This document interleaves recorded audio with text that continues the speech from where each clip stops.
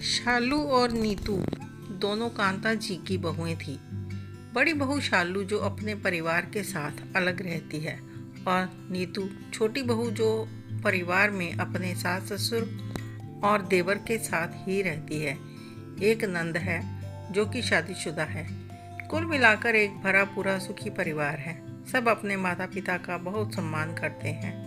पिता अक्सर बीमार ही रहते हैं। सासू माँ ने बहुओं के सिर पर काम डालकर खुद को मुक्त कर लिया है। बड़ी बहू तो अपने परिवार में व्यस्त है और छोटी बहू नीतू को घर का पूरा काम करना पड़ता है। ससुर जी की देखभाल कैसे करनी है सासू माँ बताती रहती हैं। नीतू के बच्चे भी स्कूल जाते हैं। सुबह उठकर दोनों बच्चों का टिफ़िन पैक करना होता है और उसके बाद सबका पूरे घर का नाश्ता और दुकान पर जाने के लिए अपने पति और देवर के लिए टिफ़िन पैक करना होता है। जब सब घर से चले जाते हैं तो झाड़ू पोछा खुद करना पड़ता है और सासू माँ चाय ज़रूर बना देती है। वह भी आसपास के 2-3 घरों में बता न ले तो चाय हजम नहीं होती। जब तक चाय बनती है तब तक झाड़ू पोछा निपट जाता है। फिर बच्चों के स्कूल से आने से पहले कपड़े भी धोने होते हैं। अब ये काम तो रोज़ ही होते हैं और उस पर सासू माँ यह भी चाहती है कि जब वह आराम कर रही हो तो उनके पास भी बैठकर उनसे बातें करें। वह भी अपनी जगह सही होती है। ससुर जी ज़्यादा बात नहीं करते और सासू माँ को दिन में एक बार रम्मी का शौक़ है तो वह चाहती है कि बहू भी साथ खेले, पर उसे खेलना नहीं आता तो सासू माँ ने सिखा दिया था। लेकिन उसके पास समय की कमी होती है क्योंकि पति और देवर 9 बजे घर आते हैं तो उनके आने से पहले ही बच्चों का होमवर्क और खाना बनाना होता है। तो सासू माँ अपने बच्चों के आने पर एकदम से एक्टिव हो जाती है।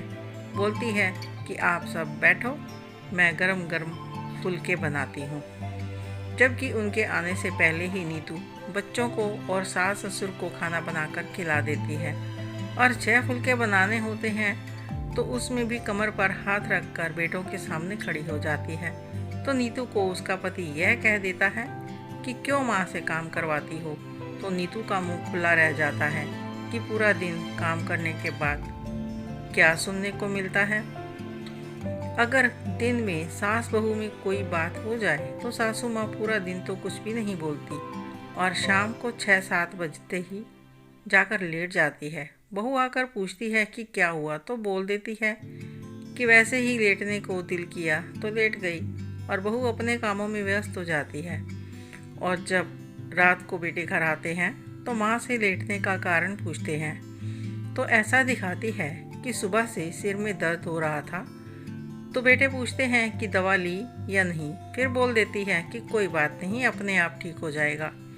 तो देवर जी तो माँ के सिर पर बाम लगाने लगते हैं और शामत आ जाती है नीतू की कि माँ को सुबह से सिर दर्द हो रहा है और तुमने पूछा भी नहीं। तो नीतू बेचारी हैरान रह जाती है, अभी तक तो ठीक थी, मुझे तो कुछ बताया ही नहीं।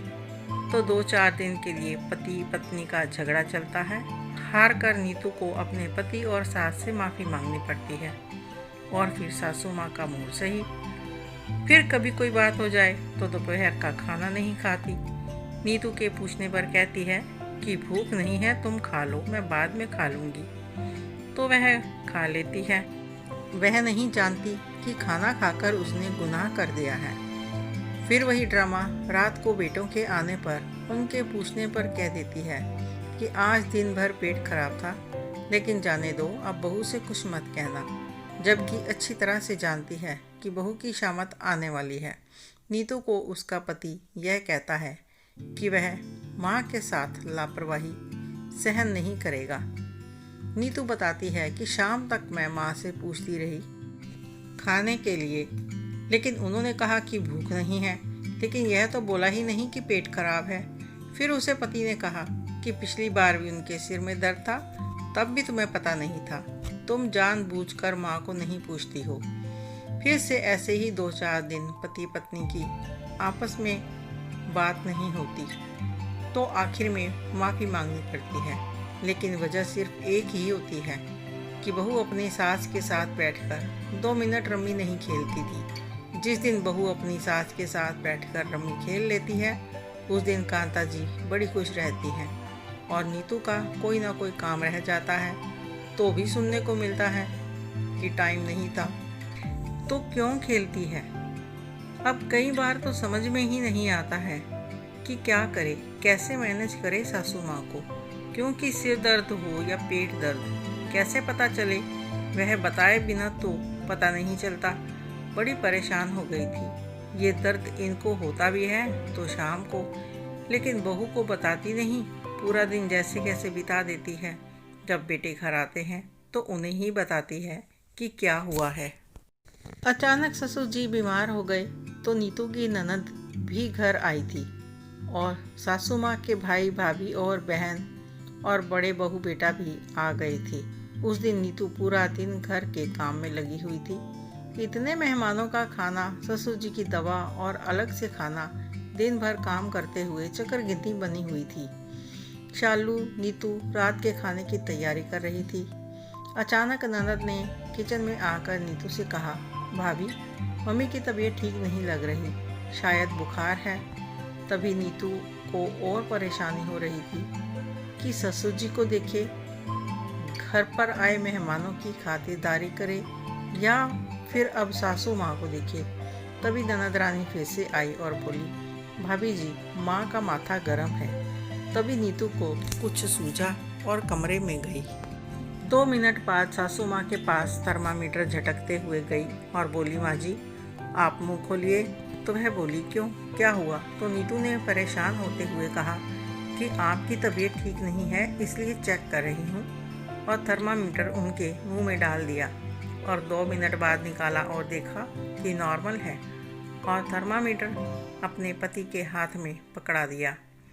उसने देखा और कहा कि बुखार तो नहीं है, तो वह उठकर बैठ गई और फिर नीतू ने कहा कि आप उठिए, मैं आपको डॉक्टर के पास ले चलती हूँ।